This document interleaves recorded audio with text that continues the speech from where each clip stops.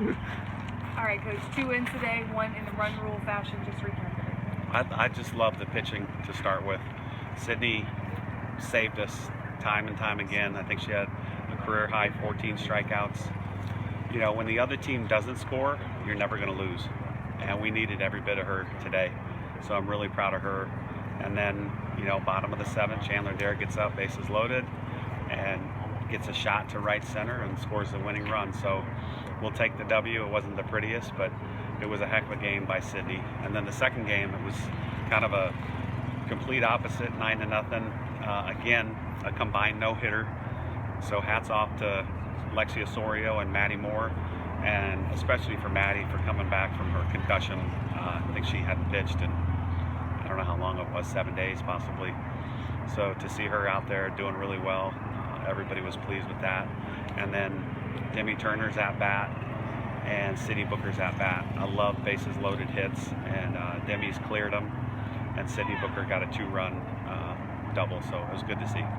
Your win streak, is that in the back of your mind during any of these games? Hannah, no way. No, I don't even know what it is now, but it's just been fun to coach them, and the defense and the pitching has been the most consistent. And, you know, like the 1-0 game, if we don't have Sydney and we don't have our defense, we don't win. Because 1 run isn't a lot, but thanks to her, that's all we needed. So if we can stay consistent with the starting pitching and the team defense, I think that eventually we'll score a run, and that's what happened today.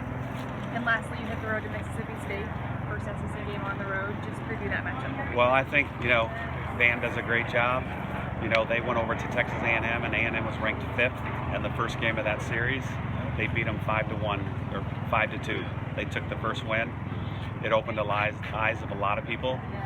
A&M did come back and won the series, but it's just like we said last week with you and all the news people. Anybody can beat anybody at any time, from top to bottom.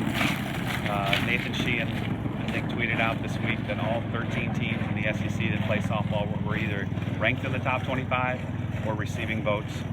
And the parity is just alive and well. And I think you've been here for a couple years, and I think I've said it to you, but I say it every single year. This could be the best year for SEC softball. I think this could be the best year. It's just unbelievably tough.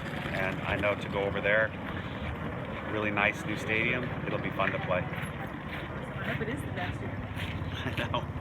From your vantage point, whenever you're watching Alexis and Sydney or Maddie pitching like they have this year, what's it like in the dugout, just being able to watch them just excel at a high level on a consistent basis? I think it's got to be like, you know, when Nolan Ryan was in his prime, or Randy Johnson, and some of the best pitchers, you know, in Major League Baseball.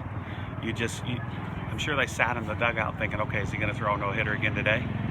Every time Nolan Ryan took the mound, it's that way with us. And I don't even know how many no-hitters it was today, but it's like 4 or 5 this year, and they just do something special almost every time they go out there. And Sydney's 14 strikeouts. That's a career high for her.